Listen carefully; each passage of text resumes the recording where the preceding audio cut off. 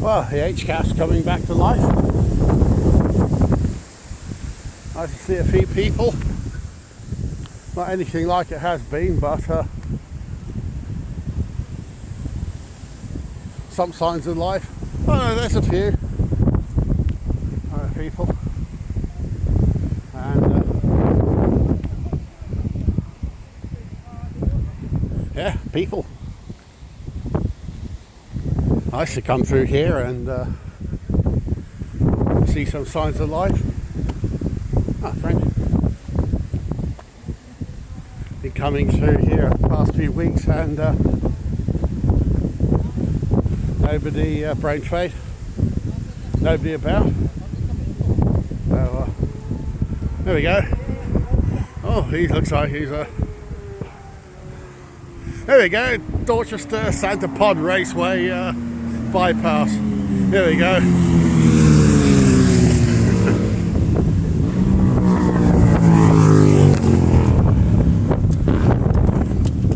Oh, nice. Now, this is just a hint of what it is.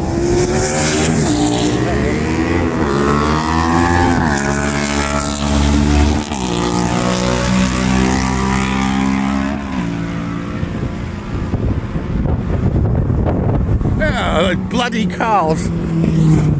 Oh damn it, that's a damn nuisance how those bloody cars get in the way. Oh, bloody people.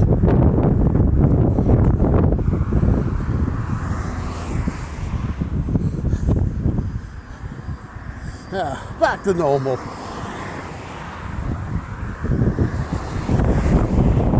Well, I hope it's alright on the wind noise, because I'm going to try and shield the phone without covering the camera, because it's a bit blowy.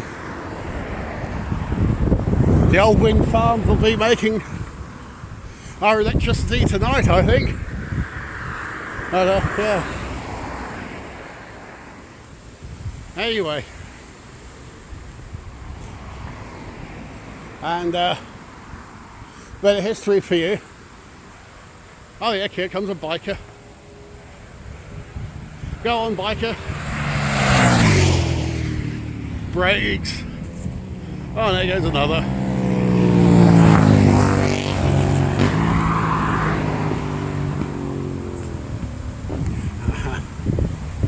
Right, bit of history for you. Dorchester and Thames Raceway, I mean bypass. This thing I'm walking along now is the old road. You see, all the traffic that comes through the county from London to Oxford used to come down this very road. Of course it wasn't enough, it's been cut down to half width. And so they put a bypass around the village. And it's proved so popular with bikers that somebody set up a cafe called Harley's at the top. And I think Mr. H. Davison must have had a word, because it wasn't called Harley's for very long. So they renamed it the H Cafe, although I still often hear it called Harley's. Ah, talking of which, Harley Davidson. I was at a funeral and some friends, they're all bikers. Even the extended family I've never seen before are all bikers. Oh, to the subject of motorbikes, surprisingly enough, and was asked what's my favourite. I rather like the Harley, I said. Well, that was like suggesting a pig roast at a mosque or a barbecue at a Hindu religious ceremony. Yeah. Bring on the beefsteaks. Well, bloody Hardly Abelson, Massey Ferguson, yada yada. 400 bits and loose formation, all the usual glowing tributes. Not. Why is it that everyone who doesn't ride bikes like the Harley? Well, as you can see, I tell you why. It's because they sound awesome. Now when you got to listen to that bloody racket all day, it kind of matters. Oh, those road signs. Always amazes me how big they are. You don't realise it until you're on foot right next to one. You get up right next to it. Yeah. Size of a 2-story house. Anyway. Well, that's a dead giveaway to our location. But, see that road sticking out sideways, Abingdon? Well, Abingdon is the oldest town in the whole of the country, I believe. And, oh, you're getting some. Bloody petrol head alley, this. And, on the way there is the world's oldest continuously working forge. Now, as you can see, when they built the bypass, they put an overtaking lane down the middle, and you see that bit in the middle there. Unfortunately, as you can also see, the bloody road is curved. A middle overtaking lane on a curved road proved to be a very bad idea. You had some spectacular crashes. So they cross-hatched it in. And now it's basically the motorcycle escape lane. They can come hammering down here, and even if there's another one coming the opposite direction, they can still get past each other. And that's made it one of the fastest bits of road in the whole of Oxfordshire. Certainly for bikers. Dorchester bypass is the stuff of legend amongst bikers. Sadly, not without incident. That tree there, although most of it's been taken away, is a shrine to one of their kind that was killed on this road. Oh, windy.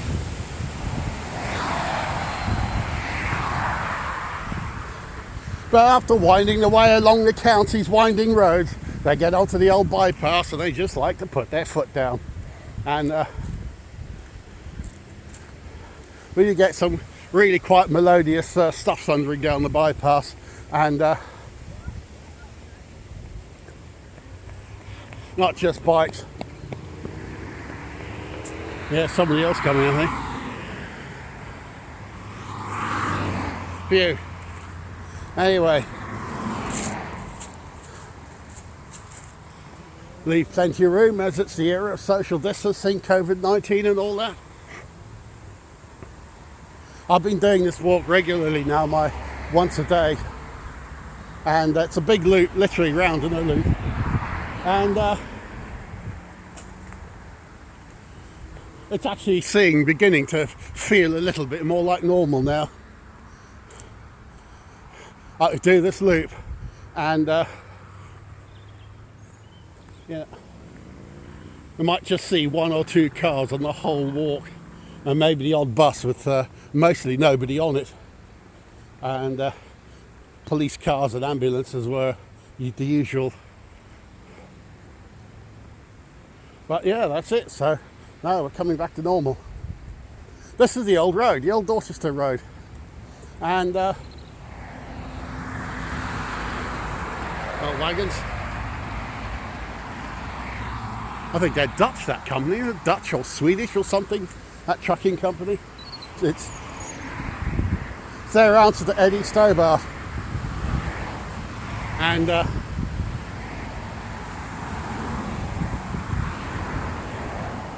got me distracted by all the bloody noise. Anyway, what a racket. Yeah, this is more like it, the constant. Wasn't like it was strange. Come down here only 3-4 weeks ago, and the odd car would go by, and then there'd be a minute or two, and then maybe another. It's more like normal traffic levels there. Normal messing up as the environment resumes. All these people rushing about, propelled by small explosions. And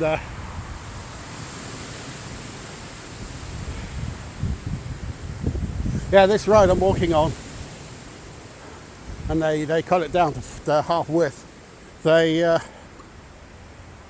It replaces another route called Watling Lane, and Watling Lane is actually part of what's called Watling Street, and that went through the county since Roman times. So, and that there, a lot of the traffic's been taken off that because we now have the M40 motorway that goes from London to Oxford. That wasn't built when that bypass was put in. And I think I hear another biker. So we had new neighbours, and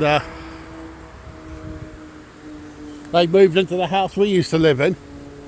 The people we sold it to left about a month ago, and he sent me an email. We got on very well, and it simply said motorbikes. And he's proceeded to go on about the racket coming from the bypass, and so I replied with a rather amusing email, and it's that rather amusing email that's actually minded me to take this video, basically dedicated to the Dorchester and Thames raceway, bypass, and of course the Harley's calf. Now, what's that? That's a deer. That's a deer going through there. I know it'll show on the phone, but it's not someone's dog, it's a deer. And when deer meets biker, oh dear. Anyway, I digress. This road has a bit of personal history for me too, because as a university college project, I decided to follow up on an idea that I thought about since the 1970s. Was there enough energy in a battery, car battery, to propel a bicycle? What I came up with in the early 1980s was one of the first ever electric bicycles to run on the road. And this newly cut off bypass was the perfect testing ground. The law was unclear. There goes another one. The law was unclear to the point where a bunch of us, me included, started actually campaigning the government to clarify the situation on electric bicycles. And result is that I actually got copied in on all the draft legislation. I was getting all these letters backwards and forwards from the Department of Transport, and they discussing various details. One little comment that I put in, which did actually become part of the legislation, is that batteries should be spill-proof. Because in those days, battery power was hello, kids in the trees, right?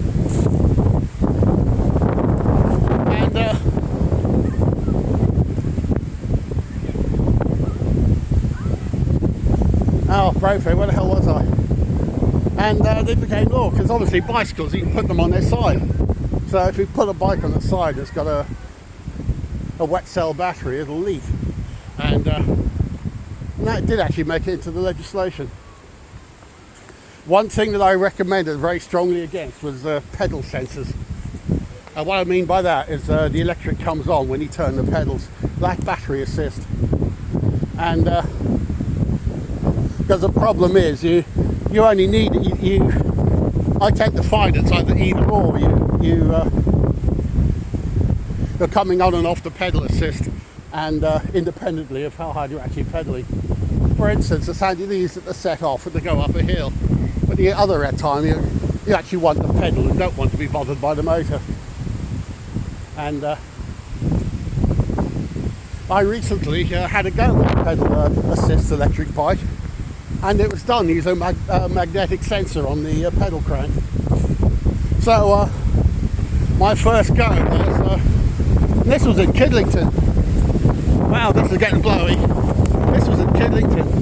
where I work. And geez, look, you might just see that's an old cat's eye. So they were the middle of the road was there. And I started to turn the pedals, nothing happened. A car appeared, so I decided to stop. And just as I stopped turning the pedals and put the brakes on, the bloody motor cut in and tried to hurl me in front of the feckin' car.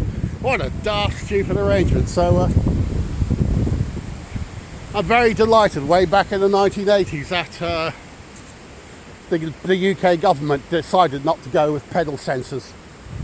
Unfortunately, the EU had other ideas, and so all electric bicycles sold in the European Union had to have these wretched, ghastly, god-awful bloody pedal sensors. Which is why, of course, the one I tried last year had one. Now, tragically, while we were still in the EU, they harmonised, in inverted commas, the legislation.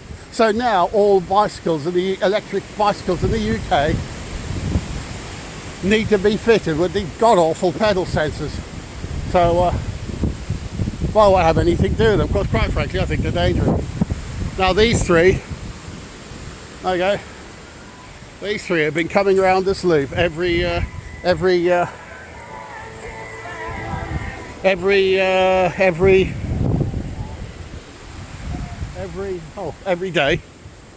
and I've missed them coming the other way. One on a bicycle and two on foot. So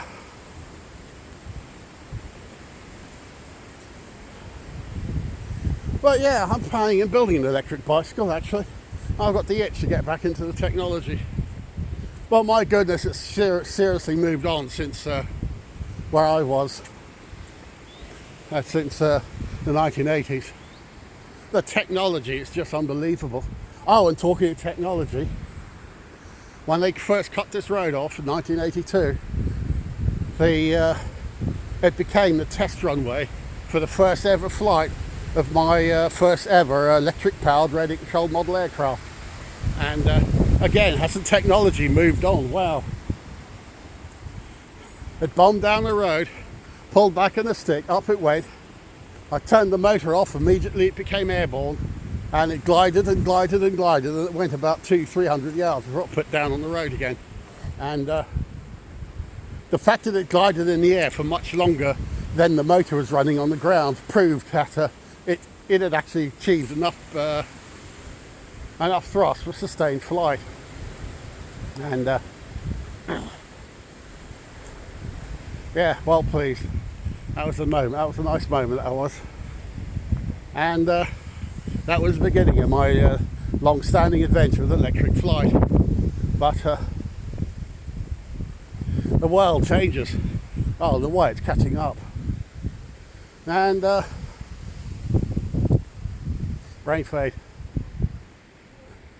So that's the original road at full width, and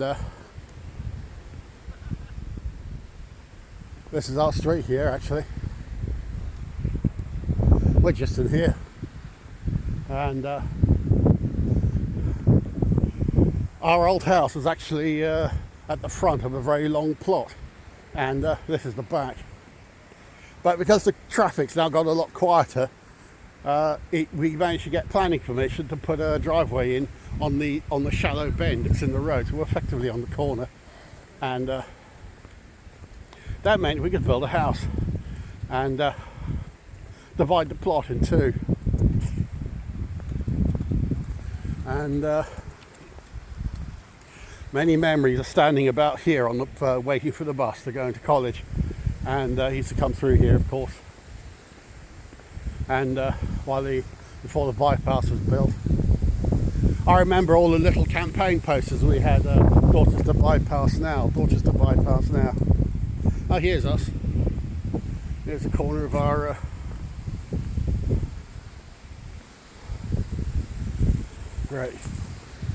place. Me welding practice. I know it's well buried now. I was with those biker friends I mentioned earlier, or one of them, and Old railway sleepers. There we go. And there it is there. Nice view of our guest bedroom. I'm here, I'm going to show you a rather remarkable old car. And it's not that one. It's this thing. 400,000 mile Toyota Prius. Well, nearly 376. And drives like a new one. Very delighted. Well, there's us. And I'm going to say our old place is next door. That fence didn't exist. Past the obligatory solar panels is our old house. That's there. And there it is. Bit of history right there. It's a bit surreal actually to look over the fence and see our past. It's in a way rather nice. 3D printed vase, and finally back home.